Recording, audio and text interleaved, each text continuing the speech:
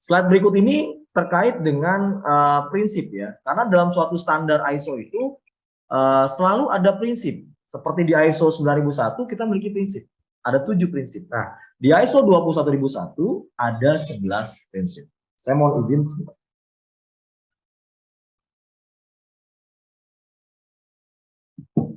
Baik, saya lanjutkan ya Bapak Ibu sekalian ya. Jadi ISO 21000 ini memiliki 11 prinsip. Yang pertama, prinsipnya adalah fokus pada pembelajar dan penerima manfaat lainnya. Kalau di ISO 9001 munculnya adalah fokus kepada pelanggan. Tapi di ISO 21001 fokusnya pada pembelajar. Masih ingat ya tadi ya, pembelajar ada 2 ya. Mahasiswa, siswa atau murid, dan yang kedua magang. Nah, ini pembelajar. Jadi fokus pada pembelajar dan penerima manfaat lainnya. Artinya adalah kampus atau sekolah ini memberikan sesuatu yang lebih dari ekspektasi yang dipersyaratkan oleh pembelajar. Contoh ya, contoh. Kalau guru di sekolah saat ini minimal dipersyaratkan adalah S1.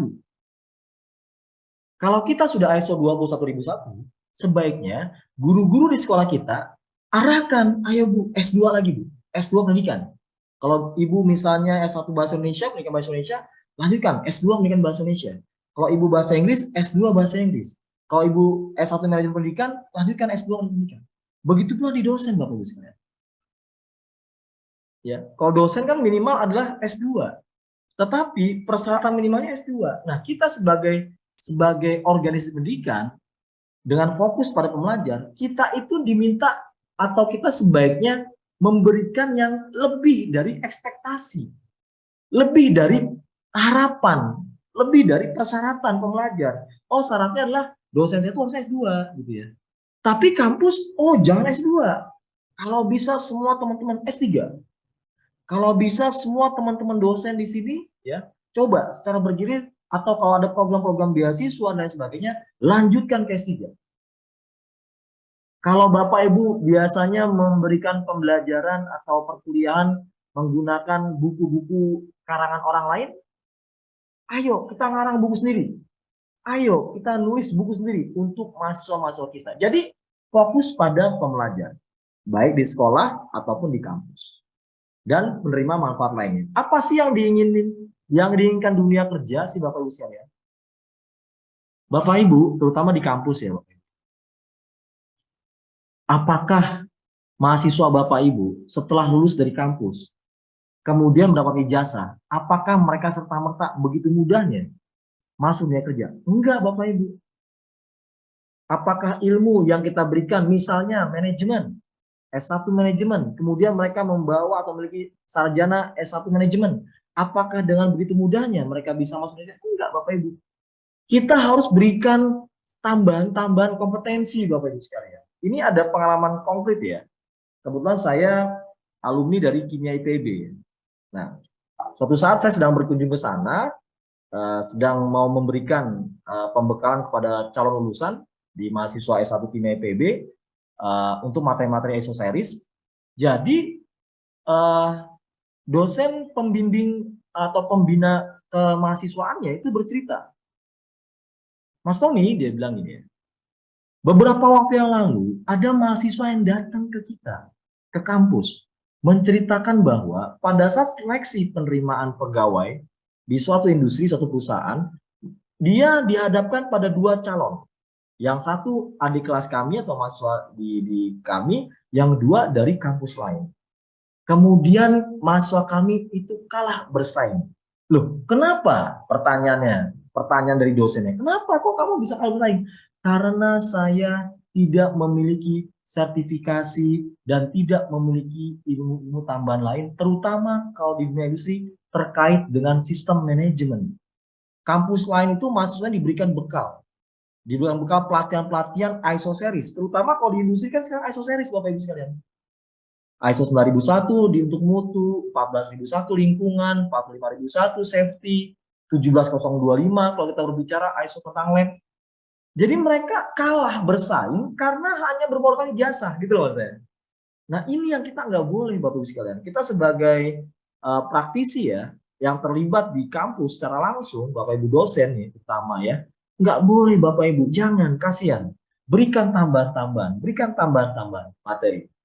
Makanya salah satu tujuan program kami microlearning ini sebenarnya ke arah sana juga.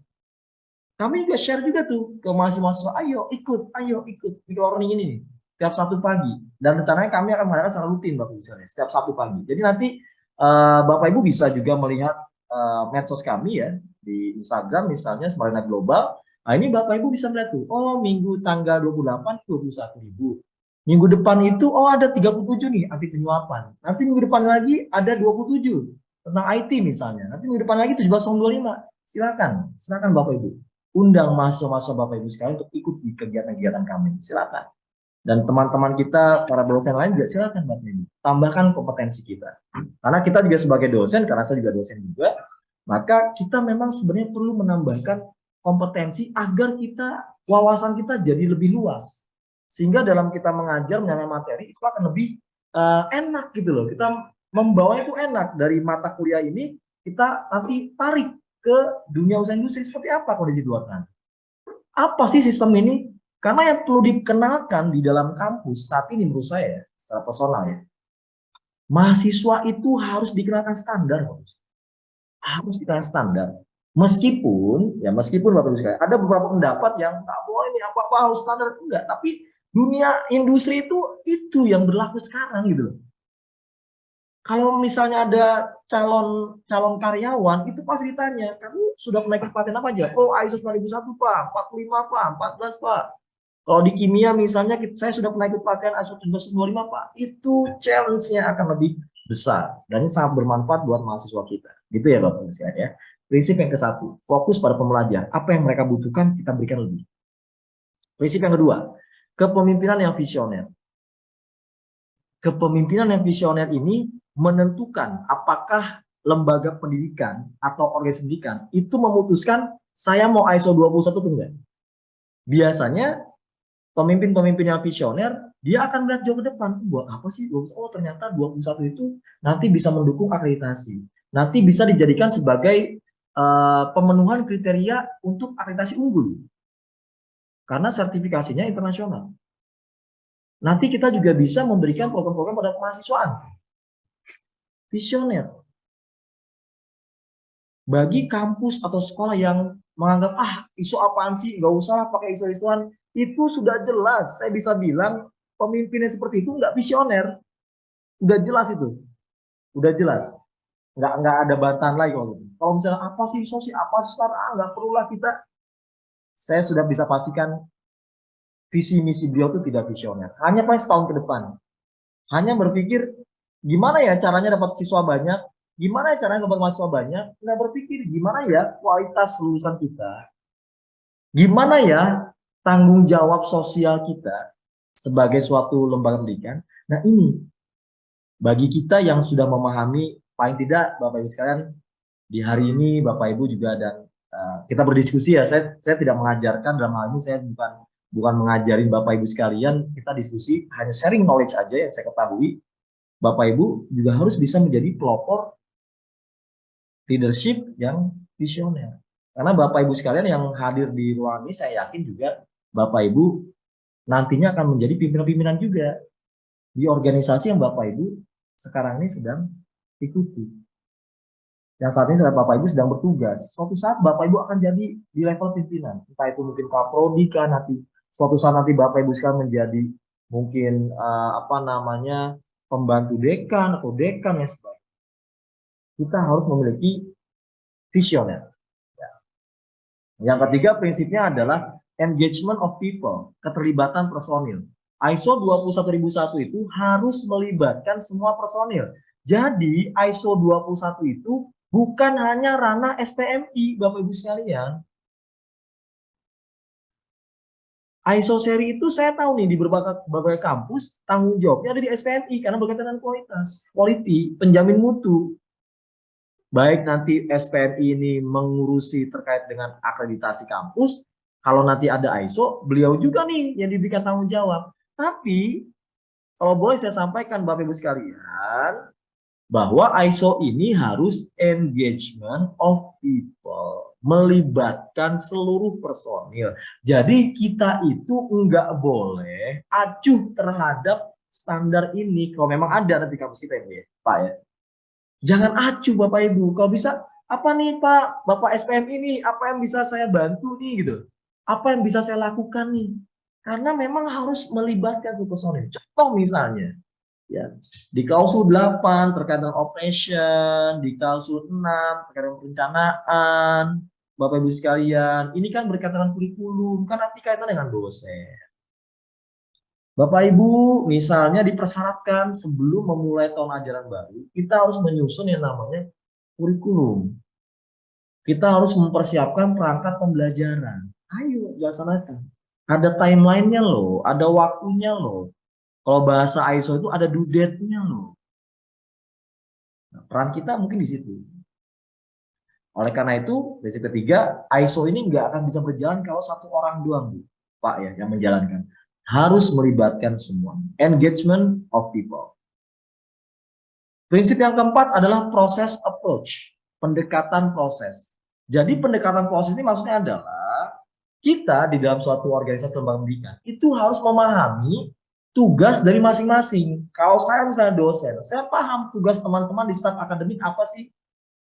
Tugas teman-teman di tata usahanya apa sih? Tugas teman-teman di bagian keuangan apa sih? Tugas teman-teman di bagian pengabdian masyarakat apa sih? Tugas teman-teman misalnya di bagian apa namanya hubungan masyarakat apa sih?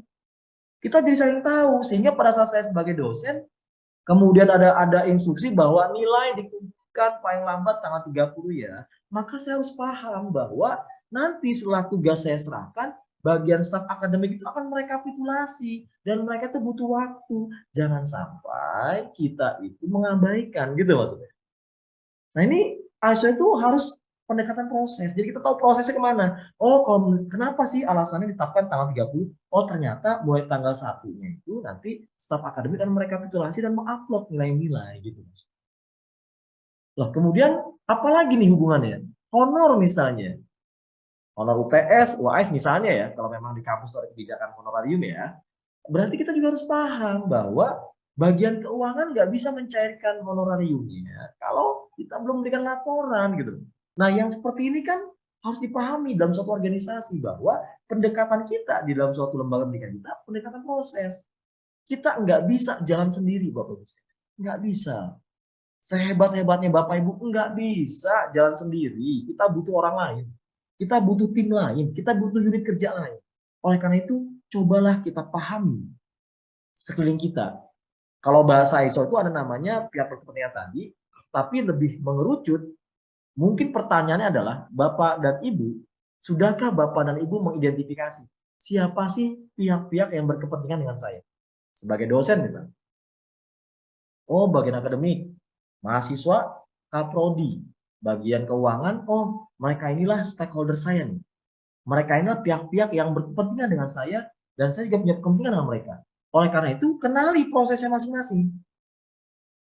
Bagian akademik seperti apa ya prosesnya? Oh kayak gini, berarti saya harus tepat waktu nih. Bagian keuangan, oh dibutuhkan laporan. Kaprodi, oh kaprodi butuh perangkat belajar saya tuh disahkan secepat mungkin. Oh dengan mahasiswa, mereka butuh saya memberikan pelajaran dengan sungguh-sungguh, dengan persiapan yang matang, sehingga ilmunya lebih luas, lebih bermanfaat, lebih dalam. Gitu.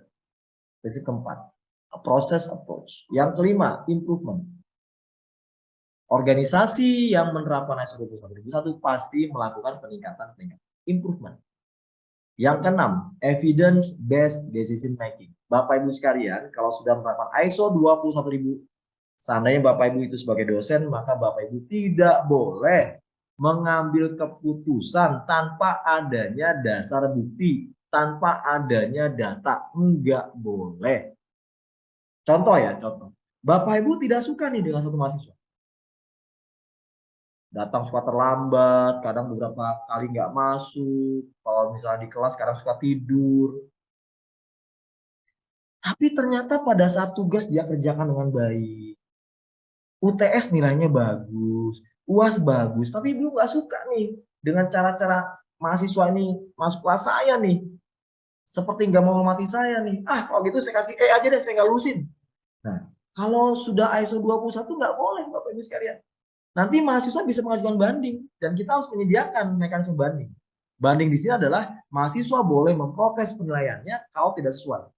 Jadi nggak boleh lagi tuh saat ini Bapak Ibu ya, kalau misalnya kita tidak suka dengan mahasiswa, kita tidak luluskan, tidak boleh karena ada proses banding. Dan proses banding itu bisa sampai nanti ke Kaprodi atau mungkin bisa jadi ke direktur atau ketua.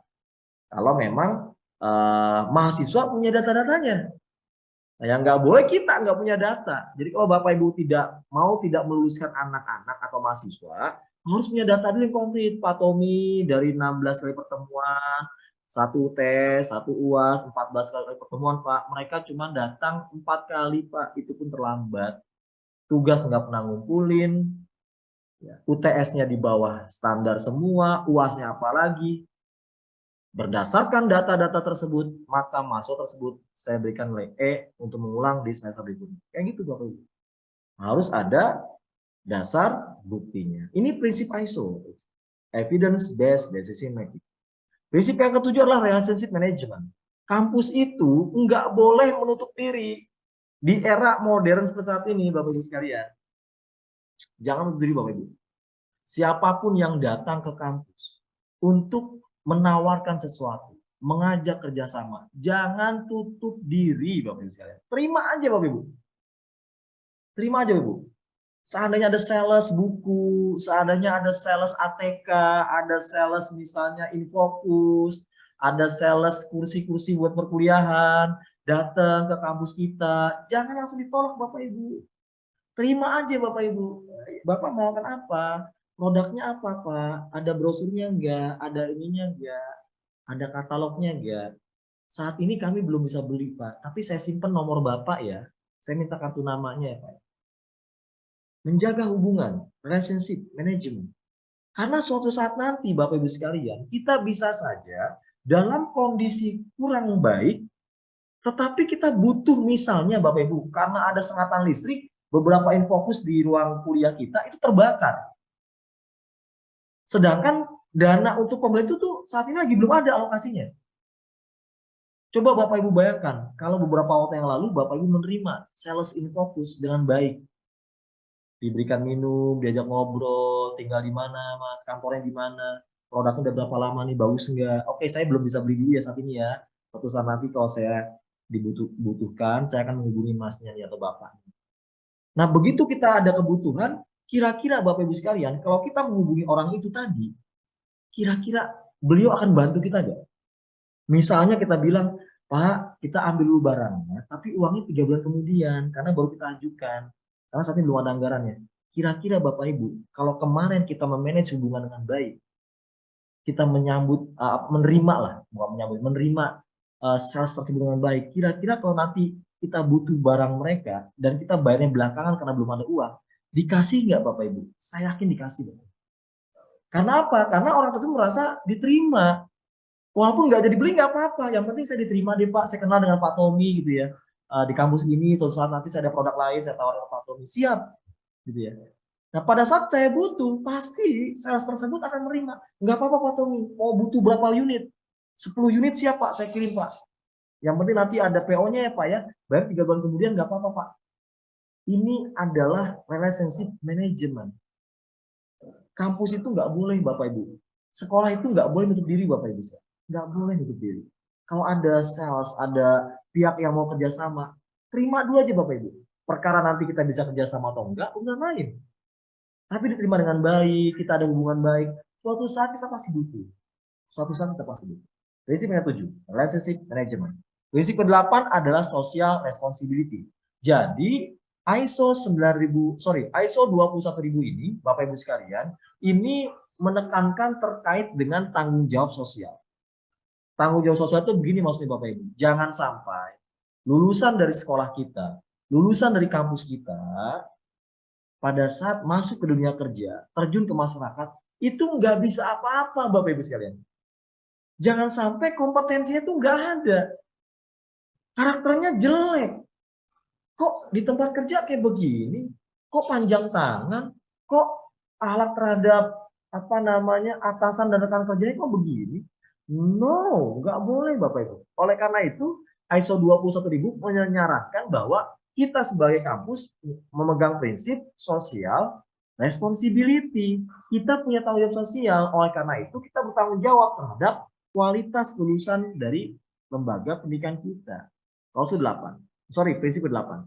Prinsip yang ke-9 adalah accessibility and equity. Jadi aksesibilitas dan pemerataan. Jadi di sini Bapak Ibu sekalian, kalau kita sudah ISO 21001 diharapkan proses pembelajaran, pendaftaran dan sebagainya itu harus mudah diakses. Harus dapat diakses dan bisa diakses oleh siapa saja. Oleh karena itu sekarang pendaftaran kampus, sebagian besar kampus yang saya lihat ya, itu sudah berbasis online Bapak Ibu.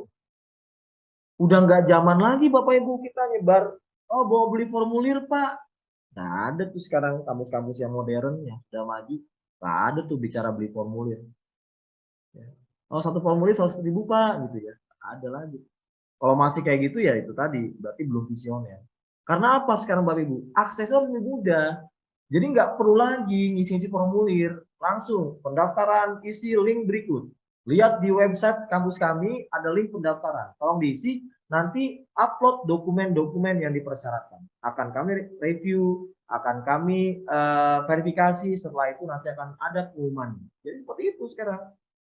Nggak ada lagi tuh, ibaratnya kita beli formulir, jadi nggak jadi daftar, yang penting udah beli formulir. Jadi kampus jadi jualan formulir gitu ya. Nggak gitu ya. Kalau udah 21.001 nggak gitu. Nah, jadi kita harus mempermudah aksesibilitas. Bahkan di ISO 21001 itu menyarankan kita agar akses kita itu bisa misalnya gini, kampus kita ada di Jakarta, mahasiswa kita dari Kalimantan. Kalau kita masih bisa menyediakan teknologi pembelajarannya, nggak perlu ya dari Kalimantan tuh harus ke Jakarta. Nah itu mungkin yang kemarin rame tuh terkait dengan pembelajaran jarak jauh. Sebenarnya nggak ada masalah dengan pembelajaran jarak jauh. Nggak ada masalah dengan pembelajaran online. Yang jadi masalah itu pembelajarannya tidak dilakukan dengan semestinya. Itu jadi masalah kemarin. Ya, isu-isu atau kejadian-kejadian di mana kampus-kampus yang tidak memiliki ruang kuliah misalnya atau di ruko-ruko dan sebagainya kemudian ditertibkan ya oleh dikti dan sebagainya. Sebenarnya kalau menurut saya pribadi masalah itu bukan di pembelajaran jarak jauhnya Bapak Ibu sekalian. Masalahnya pembelajaran jarak jauh itu dilakukan dengan semestinya enggak? Kalau memang ada 16 kali pertemuan, dilakukan 16 kali pertemuan enggak? Yang ada kan cuma sebulan sekali Bapak Ibu sekalian. Dari 16 kali pertemuan cuma 4 kali pertemuan. Masalahnya adalah dalam hal ini pandangan saya pribadi. Bagaimana mungkin pemerintah melalui dikti ini dapat meyakinkan bahwa kualitas lulusannya ini sesuai dengan yang diharapkan. Bahkan yang kadang-kadang masuk langsung wisuda, ini kan membahayakan pendidikan kita. Itulah kemarin yang ditertibkan. Kalau sudut pandang saya, bukan belajar jarak jauhnya yang ditertibkan, pandangan saya. Yang ditertibkan itu adalah proses pembelajarannya. Oleh karena itu, ya berada prinsip ke-9 dari ISO 21001 ini bahwa kampus itu menurut saya sih masih diperbolehkan Bapak Ibu pembelajaran jarak jauh. Bahasa kitanya bahasa teman-teman di kampus tuh perkuliahan online gitu ya. Gitu kan bahasanya kan. Ada beberapa kampus yang memang mengiklankan tuh perkuliahannya 100% online gitu. Nggak ada masalah dengan perkuliahan online-nya. Kalau mengutip bahasa dari UT, nggak ada masalah dengan pembelajaran jarak jauh. Yang menjadi masalah adalah apakah program pembelajarannya itu dilaksanakan. Karena luring atau daring itu kan metode belajar aja. Online atau offline metode belajar aja. Program pembelajarannya, kurikulumnya disampaikan enggak? Kompetensinya bagaimana? Evaluasinya bagaimana? Itu yang menurut saya kita juga perlu ke arah sana. Jadi maksud saya gini Bapak Ibu sekalian. Suatu saat nanti mungkin ya Bapak Ibu ya, 5-10 tahun yang akan datang, ruang-ruang kuliah itu akan kosong Bapak Ibu. Ruang-ruang kampus itu akan kosong. Kenapa? Karena pembelajaran itu sudah berbasis IT semua. Kampus kita di Bandung, bisa saja mahasiswa kita di Papua, di Makassar, di Aceh sana misalnya. Tapi kampus kita di Bandung. Itu boleh nggak sih Pak Tommy? Kalau menurut saya sih boleh Bapak Ibu. Yang nggak boleh itu udah belajarnya online, harusnya 16 kali pertemuan dengan UTS dan UAS ya tentunya, atau 14 kali pertemuan lah misalnya, itu memang 14 itu dijalankan Bapak Ibu. SKS itu memang dipenuhi, program pembelajaran dipenuhi, evaluasinya pun harus fair, evaluasinya juga harus objektif, sehingga kalau nggak lulus ya mengulang lagi. Nanti bisa kita saksikan Bapak Ibu sekalian, mungkin 10 tahun akan datang ya, perkuliahan bahkan sekolah mungkin nanti bisa jadi ke arah online sebagian besar, karena generasi-generasi kita sekarang itu kayaknya lebih senang dengan suatu yang praktis. Satu hal yang mudah, bisa kuliah dari kafe, bisa kuliah dari rumah, bisa kuliah dari mana saja. Itu ya Bapak Ibu ya. Terkait prinsip ke-9 ya. Yang ke-10 adalah ethical conduct in education. Jadi perilaku etis dalam pendidikan. Oleh karena itu, kampus, sekolah yang menerapkan ISO 20001 harus memiliki kode etik. Harus memiliki kode etik. Kalau di perusahaan sekarang Bapak Ibu sekalian, karena saya juga konsultan di berbagai perusahaan untuk ISO yang lain ya. 9001 tentang quality, 37001 tentang anti penyuapan. Mereka itu ada namanya ethical conduct, tata etika, kode etik. Dan seluruh karyawan diwajibkan menandatangani yang namanya fakta integritas. Yang di dalamnya itu tidak boleh meminum keras di area kantor, tidak boleh bawa senjata api, tidak boleh bawa senjata tajam, tidak boleh melakukan perilaku yang menyimpang, tidak boleh melakukan sesuatu hal yang seperti yang melanggar norma-norma misalnya, tidak boleh melakukan penyuapan, tidak boleh melakukan gratifikasi. Dengan satu poin lagi tambahan, apabila melanggar itu maka siap menerima sanksi berdasarkan peraturan perundang-undangan yang berlaku. Semua tanda tangan Bapak Ibu sekalian. Kampus kan belum, ya kan? Sekolah kan belum, saya kan belum. Ya. Belum yang dimana kita tuh menandatangani kode etik ya secara keseluruhan bahwa kita menjaga ya norma-norma yang ada di kampus ya, sehingga tidak terjadi lagi nanti berita-berita yang tidak enak Bapak Ibu di kampus. Ethical conduct in education, kampus yang sudah menerapkan 20001 nantinya pasti akan menerapkan ini. Kita punya kode etik, kita punya kode tata perilaku yang baik, gitu ya. Prinsip yang terakhir 11 adalah data security and protection. Ini yang sekarang banyak menjadi PR buat kita semua. Kita itu harus melindungi data-data atau keamanan dan perlindungan data bagi data-data yang ada di kampus atau sekolah kita, di dalam pendidikan kita. Pak Tommy, sekarang semua data ada di ini kok Pak, ada di kita punya server kok Pak, kita di cloud kok Pak, aman nggak? Pertanyaannya. Bisa dicuri nggak datanya? Kemudian kita sudah memastikan nggak bahwa akses data itu ada accessibility, ada jenjang akses. Oh, data ini yang hanya boleh diketahui oleh ketua karena semua datanya. Data ini levelnya boleh diketahui oleh kepala prodi. Data ini boleh dibuka atau diketahui oleh misalnya staff. Sudah punya kayak gitu belum? Kemudian data-data itu kalau yang berbentuk kertas kerja, pada saat kita musnahkan, apakah kertas kerja itu kita kiloin, kita bakar, atau kita gunting? Nah, ini harus diatur Bapak Ibu sekalian. Karena nanti ada di klausul 7.5 terkait dengan informasi terdokumentasi. Kalau dulu ISO-ISO yang sebelumnya bahasanya pengendalian dokumen dan rekaman. Sekarang istilahnya berganti jadi information terdokumentasi. Documented information tulisannya gitu ya. Informasi terdokumentasi. Jadi prinsip yang ke-11 yang terakhir ini adalah kita sebagai kampus atau sekolah harus memiliki keamanan dan perlindungan data. Oke, ini gambaran terkait dengan proses ya, pendidikan proses. Jadi pendekatan proses itu kalau kita bicara pendekatan proses di kampus atau di lembaga pendidikan adalah kita kalau bicara proses itu kan artinya adalah merubah input menjadi output. Gitu ya Bapak Ibu ya. Merubah input menjadi output. Nah, apa sumber inputnya, sumber masukan kita? Pendidik atau dosen atau guru, pemberi kerja misalnya, organisasi pendidikan. Jadi masukannya apa? Penilaian hasil pengetahuan. Input dari lembaga pendidikan kita itu apa sih inputnya? Oh, pada saat tes Pak, hasil tesnya Pak. Kemudian informasi, misalnya kita menerima siswa berprestasi Pak. Nah, itu inputnya tuh. Jadi kita contoh ya. Dulu itu ada program yang PMDK Bapak Ibu ya. Di hampir seluruh kampus negeri itu membuka program PMDK, penelusuran minat dan bakat. Nah, PMDK itu dilihat dari nilai-nilai raport siswa berprestasi yang nanti dipilih. Nah, ini bukan input Bapak Ibu dalam ISO 21001. Nah, aktivitasnya itu atau prosesnya itu adalah metodologi, penilaian, keefektifan pendidikan, jadi proses pembelajaran lah. Outputnya adalah hasil penilaian yang baik, keefektifan pendidikan.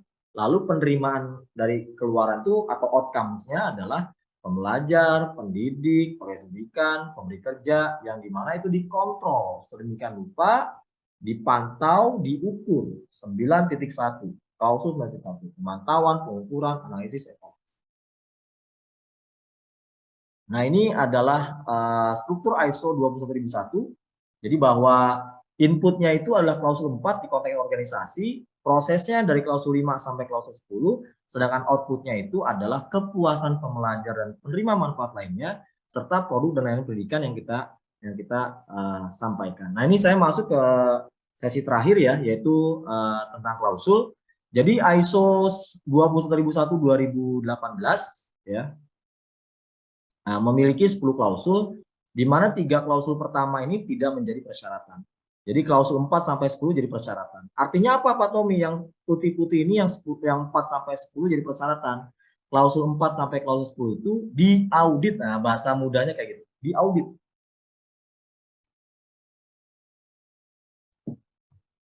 Sedangkan klausul 1 sampai 3 tidak diaudit. Karena ini kalau kami konsultan dan auditor menyebutnya ini hanya introduction saja ya. Nah, sedangkan klausul 4 sampai klausul 10 itu merupakan requirement ya. Kita bahas satu persatu. Di klausul 4 itu ada 4 subklausul, 4.1 sampai 4.4, di mana sebelumnya saya mau menjelaskan dulu ke Bapak Ibu sekalian, ke rekan sekalian, bahwa yang namanya klausul itu isinya adalah requirement. Requirement itu persyaratan. Persyaratan itu harus dipenuhi gitu maksudnya. Ini yang harus penuhi. Ini kriteria auditor ini. Memenuhi 41 enggak? Memenuhi 42 enggak? Memenuhi 43 enggak? Kalau di akreditasi kan kita kenal dengan borang akreditasi gitu ya. Nah, kalau di ISO ini adalah klausul atau requirement. 4.1 memahami organisasi dan konteksnya. Kita diminta untuk memahami organisasi kita, di mana diarahkan bahwa lembaga pendidikan atau organisasi pendidikan mengidentifikasi isu-isu yang terjadi baik internal atau eksternal. Ada isu apa sih di kampus kita, di sekolah kita? Isu internalnya, oh Pak Tommy, proporsi dosen dan mahasiswanya itu tidak proporsional Pak. Masa satu dosen Pak, proporsinya 1:100 gitu misalnya ya. Berarti kita masih kurang nih Pak jumlah dosennya. Atau kebalikannya. Proporsi dosen kita Pak 1:15 Pak, banyakkan dosennya Pak dibanding mahasiswanya. Nah, ini juga jadi isu nih, jadi masalah. Atau misalnya isu-isu eksternal berkaitan dengan misalnya pandemi kemarin. Pak, pas pandemi jumlah murid, jumlah mahasiswa kami menurun Pak karena belajar dari rumah, maka sebagian masyarakat menunda untuk melanjutkan studinya. Isu internasional di klausul 4.1. Klausul 4.2 kita diminta untuk memahami kebutuhan dan harapan pihak berkepentingan. Kita diminta mengidentifikasi siapa sih stakeholder kita, apa kebutuhan dan harapan mereka. Need and expectation. Apa sih kebutuhan dan ekspektasinya? Contoh mahasiswa, apa kebutuhan mahasiswa? Kebutuhan mahasiswa adalah Pak Tommy, kita mengikuti perkuliahan dengan dosen-dosen yang berkualitas, ruangan kuliahnya nyaman, gitu Pak. Biayanya murah, itu biasanya Pak kebutuhan mahasiswa. Harapannya apa? Harapan kami Pak, kuliah di sini cepat lulus Pak dengan hasil yang maksimal. Nah, harapannya itu. Jadi nanti kita identifikasi tuh Bapak Ibu, apa sih kebutuhannya? Oh, apa sih harapannya? Kebutuhan itu jangka pendek yang akan dihadapi, harapan itu nanti harapannya mau seperti apa? 4.2. 4.3 menentukan ruang lingkup sistem manajemen organisasi pendidikan. Jadi ISO itu ada yang namanya scope atau ruang lingkup yang dipersyaratkan. Bisa saja gini Bapak Ibu, Pak Tommy saya ini kampus saya punya fakultas 3 fakultas itu masing fakultas punya prodi 2 misalnya. Nah di dalam ISO ini nanti dia akan dikonfirmasi, akan ditanya Pak Tommy yang mau di ISO 21.000 itu prodi mana aja, di level prodi atau level fakultas atau level kampus. Kalau di level prodi, maka kita tetapkan ruang lingkupnya adalah prodi A saja. Kalau di level fakultas, maka ruang lingkupnya di fakultas A saja. Karena fakultas itu nanti ada 2 prodi, maka kalau levelnya di fakultas, sertifikasinya itu untuk 2 prodi saja. Yang lain enggak. Tapi kalau sertifikasinya untuk satu kampus, maka yang akan diaudit seluruh prodi dan seluruh fakultas. Kalau levelnya kampus sertifikasi. Nah ini makanya kita harus menentukan dulu ruang lingkupnya dimulai dari mana. Pak Tommy, karena kita baru, kita di program studi dulu ya Pak ya. Jadi nanti pada saat 3 tahun yang akan datang kita perluas Pak ke fakultas. 3 tahun yang akan datang baru Pak ke kampus. Karena kita butuh waktu mempersiapkan. Oke, tentukanlah ruang itu di 4.3. 4.4 sistem manajemen organisasi pendidikan. Di sini kita berbicara terkait dengan tadi yang saya bilang manual. Jadi organisasi itu harus memiliki manual ISO 21, harus memiliki prosedur atau SOP, harus memiliki namanya instruksi kerja atau work instruction, memiliki pedoman-pedoman, memiliki formulir-formulir. Dan biasanya ditanyakan di 4.4 ini adalah bisnis proses mapping ya. Jadi pemetaan proses bisnis seperti apa sih di kampus kita. 4.4 biasanya auditor menanyakan bagaimana pemetaan bisnis prosesnya, inputnya apa inputnya, prosesnya bagaimana, outputnya bagaimana gitu. Kurang lebih seperti itu ya. Untuk pendalaman dokumen seperti apa sih Pak Tommy, contohnya seperti apa, itu nanti ada di program training kami ya, implementasi dan teraudit. Ya, nanti di sana selain dokumentasinya seperti apa, template dokumen seperti apa, juga akan disampaikan kualifikasi untuk auditor internalnya. Jadi bagaimana kita mengaudit ini, apa sih yang kita minta, ini apa sih yang kita minta. Itu ya Bapak Ibu ya. Tapi ini di program yang lain Bapak Ibu ya. Di setiap hari Rabu. Setiap hari Rabu. Kalau ini setiap hari Sabtu, micro learning. Kalau setiap hari Rabu, full day. Dari jam 9 sampai jam 4 sore. Nah ini nanti membahas lebih detail terkait dengan dokumen-dokumen dan audit internalnya. Jadi kualifikasi Bapak Ibu di training yang Rabuan itu nanti ada 2. Sertifikasinya, implementasi, dan yang kedua adalah internal auditor. Jadi punya kualifikasi sebagai internal auditor. Ya, jadi ada 2 set. Baik, saya lanjut ya Bapak Ibu sekalian ya.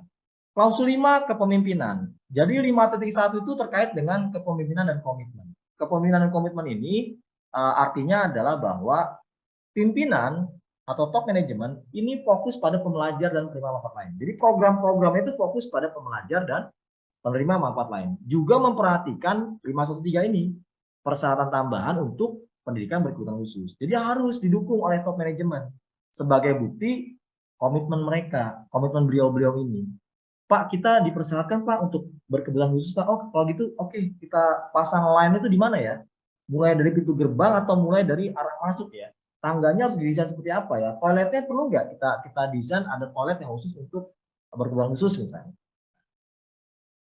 Kemudian 5.2 bunyinya kebijakan. Jadi organisasi itu diminta untuk menetapkan kebijakan mutu terkait dengan organisasi pendidikan atau kebijakan organisasi pendidikan. Nah, ini bentuknya dokumen. Ya. Kemudian 5.3 peran tanggung jawab bangunan organisasi. Ini dipersyaratkan bahwa organisasi pendidikan itu harus memiliki yang namanya dokumen terkait dengan job desk, terkait dengan tanggung jawab wewenang. Harus ada nih, dosen itu job desk-nya apa, staf akademik itu job desk-nya apa, kaprodi job desk-nya apa, dan sebagainya. Jadi ini terkait dengan 5.3 ya, rekan-rekan sekalian. Kemudian di klausul 6 itu ada yang namanya, ini klausul terkait dengan perencanaan. Di 6.1 itu tindakan untuk menangani resiko dan peluang. Jadi kalau kita melakukan ISO 21001, maka kita sebagai organisasi diminta untuk mengidentifikasi resiko dan peluang. Kemudian apa sih resiko yang kita hadapi sebagai kampus?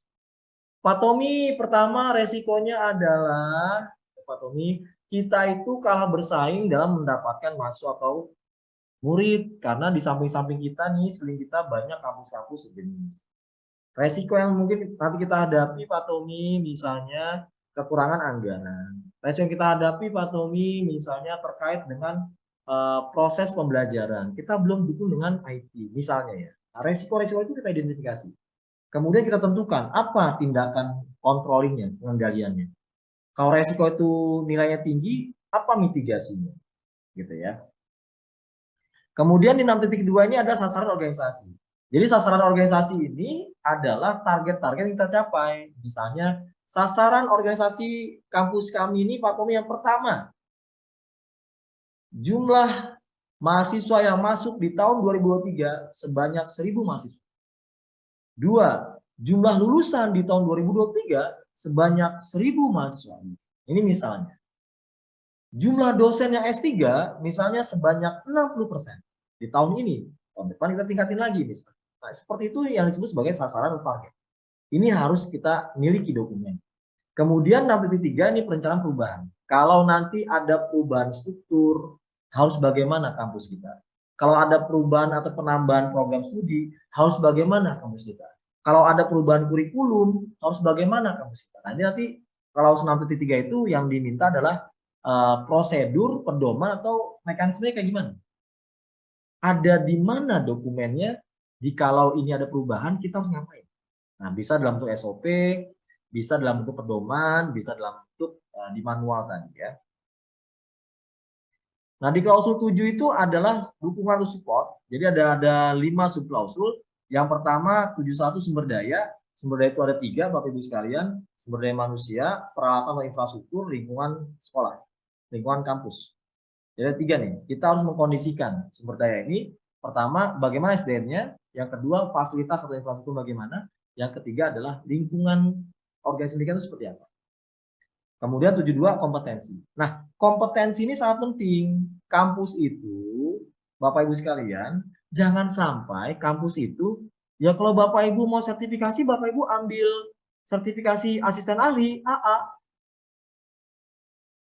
Ya terserah, kalau misalnya mau ambil, ya ambil. Kalau enggak, ya nggak apa-apa. Nggak boleh kayak gitu, Bapak Ibu sekalian. Jadi kalau sudah ISO 21001, kampus itu memprogramkan. Ada berapa ya dosen-dosen kami ini yang belum memiliki jabatan akademik, harus ikut pelatihan apa ya? Diprogramkan Bapak Ibu. Oke, kita berjenjang ya Bapak Ibu ya. Semester ini 5 dosen dulu. Semester depan 5 dosen lagi. Semester depan 5 dosen lagi. Sehingga semuanya nanti punya kualifikasi sebagai asisten ahli. Misalnya gitu ya. Jadi kompetensi itu harus diprogramkan. Jangan dibiarkan. Ya kalau Ibu mau ini ya Ibu ambil pelatihan. Kalau enggak ya terserah Ibu. Terserah Bapak. Yang butuh Bapak kok bukan saya. Nah ini kalau udah kayak gini, udah pasti tidak visioner. Tidak visioner. Yang visioner itu kompetensi dari staf akademiknya, kompetensi dari TU-nya, dibikin program pelatihan Bapak Ibu. Staf akademik pelatihan Bapak Ibu. Terkait dengan manajemen kampus, terkait dengan apa, diberikan pelatihan. Dosen-dosennya berikan pelatihan apa nih? Merancang misalnya program pembelajaran, membuat sajian atau metodologi penyajian pembelajaran. Diberikan program-programnya. Memang itu butuh investasi, tapi menurut saya perlu diprogramkan. Teman-teman dosen atau guru saya yakin paham kok kalau bergantian. Gantian ya Pak ya, 5 orang dulu, semester depan 5 orang lagi, saya rasa paham.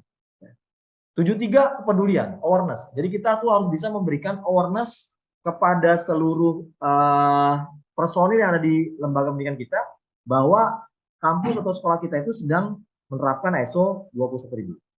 Yang 74 komunikasi. Kita diminta untuk memiliki mekanisme atau prosedur bagaimana informasi-informasi yang ada di kampus itu kita komunikasikan. Melalui apa? Nanti yang biasa diminta oleh auditor itu adalah matriks komunikasinya. Coba Bapak Ibu punya nggak matriks komunikasi? Kalau ada pengumuman UTS, lewat mana jalur komunikasinya? Diinfokannya lewat mana? Lewat WA kah? Lewat grup? Apakah lewat email?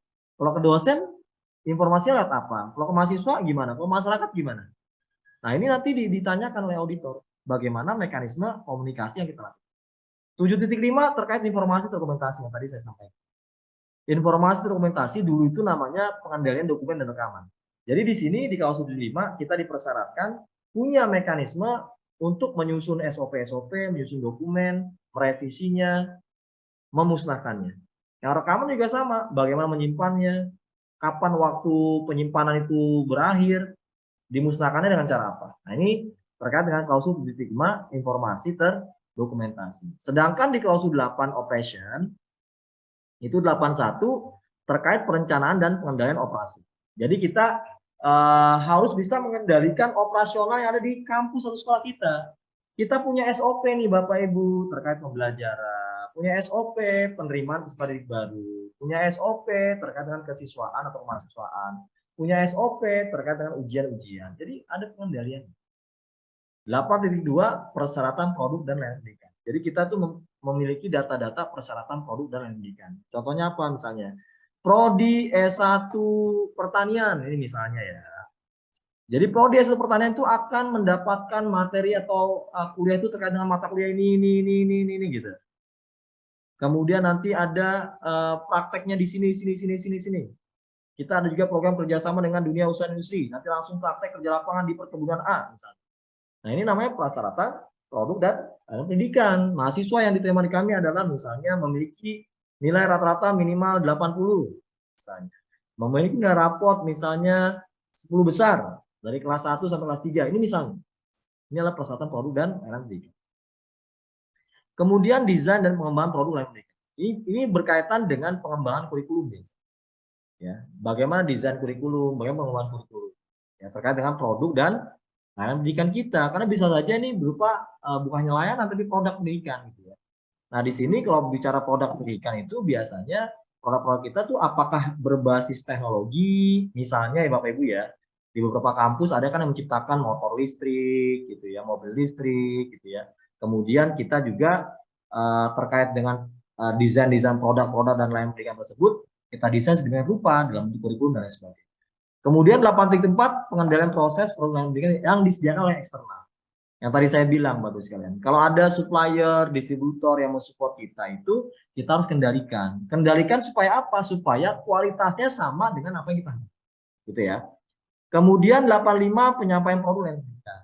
Penyampaian produk dalam pendidikan itu bisa dalam bentuk modul-modul gitu kan ya kita sampaikan. Slide-slide pembelajaran, kemudian market-market, lalu poster-poster. Jadi yang berkaitan dengan pendidikan, apa sih produk kita yang kita sampaikan ke mahasiswa? Selain kita pembelajaran di kelas ya. Kan bentuknya bisa modul, ya, bisa makalah, bisa jurnal pendidikan yang atau jurnal-jurnal penelitian yang ada di kampus kita. Nah, kemudian itu dijadikan sebagai salah satu rujukan pembelajaran atau perkuliahan, juga merupakan salah satu produk yang pendidikan kita. Kemudian pelepasan produk dan layanan pendidikan sama seperti tadi 85 ya kurang lebihnya. 87 pengendalian ketidaksesuaian keluaran pendidikan. Kalau misalnya ada yang nggak sesuai, maka kita diminta untuk punya prosedur terkait dengan ketidaksesuaian keluaran pendidikan. Kalau misalnya ketidaksesuaian itu begini maksudnya. Pak, ini ada dosen dari 14 kali pertemuan dia cuma masuk 4 kali Pak. Seringnya izin ngasih tugas. Ini berarti kan nggak sesuai kan? Nah, kampus atau sekolah diminta untuk memiliki prosedur atau mekanisme kalau misalnya ini nggak sesuai. Begitu pula mahasiswa, Pak ini mahasiswa nggak pernah masuk, gimana nih? Saya sebagai dosen bingung nih, mahasiswa saya mau saya coret namanya atau gimana nih? Nah, kampus tuh harus punya mekanisme itu, harus punya prosedurnya. Kalau mahasiswa kurang dari kehadiran, misalnya 80% tidak bisa mendapat nilai A. Kalau kurang dari 60% tidak bisa mendapat nilai B. Kalau kurang dari 40% misalnya tidak dianggap mengikuti perkuliahan atau dianggap mengundurkan diri. Misalnya, ini misalnya. Nah, ini terkait dengan ketidaksesuaian keluaran pendidikan. Nah, di klausul 9 ini ada pemantauan, pengukuran, analisis, evaluasi. Kalau di organisasi pendidikan tentu saja kita bisa memantau terkait dengan tadi ya. Kita bisa pantau, monitor, kita bisa ukur kehadiran dosen, kehadiran mahasiswa, gitu Bapak Ibu ya. Kemudian analisis dan evaluasinya terkait dengan bagaimana penugasan, bagaimana pembelajaran. Kita juga bisa mengukur proses pembelajaran di kelas. Kalau di sekolah itu ada yang namanya supervisi kepala sekolah. Kepala sekolah masuk nih ke ruang kelas, kita ngajar, kita dilihat siap nggak kita. Nah di kampus juga saya rasa ada ya. Beberapa kampus yang punya program supervisi seperti itu. Jadi dinilai, dimonitor gitu ya. Ini Pak Tommy kalau ngajar nih pakai bahan ajar apa enggak, pakai slide apa enggak, jangan-jangan ceramah terus ya gitu ya. Walaupun ceramah itu enggak salah ya, tapi jangan-jangan enggak menggunakan media yang lain gitu ya. Nah, kemudian bagaimana analisis penilaiannya, evaluasi bagaimana, hasil akhirnya bagaimana. Jadi nanti di klausul 9.1 itu nanti ke arah sana. Pemantauan, pengukuran, analisis, evaluasi. Di 9.2 adalah audit internal yang biasa di kampus kita kenal dengan audit mutu internal, ya. Nah, ini audit internalnya sesuai dengan ISO 21000. Nah, 9.3 ada tinjauan manajemen. Tinjauan manajemen itu juga sama, diakreditasi kan ada juga ya, tinjauan manajemen ya. Nah, kita top manajemen tuh mereview semuanya. Bagaimana efektivitas ISO 21 ini? Bagaimana efektivitas dari klausul 4 sampai klausul 10? Efektif nggak semuanya? Gitu ya. Di 9.3. Dan ini wajib. Kalau tidak laksanakan, nanti pas audit temuannya major. Di klausul terakhir, klausul 10, yaitu peningkatan. Jadi klausul 10 itu berkaitan dengan ketidaksesuaian dan tindakan korektif. 1. Jadi kalau ada temuan-temuan audit, ada komplain-komplain, ada usulan dan saran, maka itu harus kita lakukan tindakan perbaikan atau tindakan korektif. Jadi nanti bukan hanya hasil audit mutu internal ya, ketidaksesuaian itu ya, tapi juga mungkin komplain-komplain kan nggak sesuai juga nih, ya. Yang 10.2 peningkatan berkelanjutan, jadi kita berupaya untuk tingkatin lagi. Kalau dulu targetnya lulusan tahun ini misalnya sebanyak 400 Pak Tobi, tahun depan kita tingkatkan jadi 500 Pak target kita. Terus tingkatin berkelanjutan. Nah, dengan cara apa peningkatannya? Nanti baru turunannya adalah program-program, ya. Nah, yang terakhir 10.3 peluang untuk peningkatan. Biasanya peluang untuk peningkatan ini hasil dari tinjauan manajemen. Jadi pada saat tinjauan manajemen, lalu nanti dari top manajemen biasanya mereview segala macam, dilaporkan, memberikan tanggapan, kemudian peluang peningkatannya tahun depan ini ya A, B, C, D. Ditetapkan untuk manajemen tahun depan harus ada ini, harus ada ini. Nah, ini yang nantinya akan dikonfirmasi oleh auditor pada saat audit ISO 20001.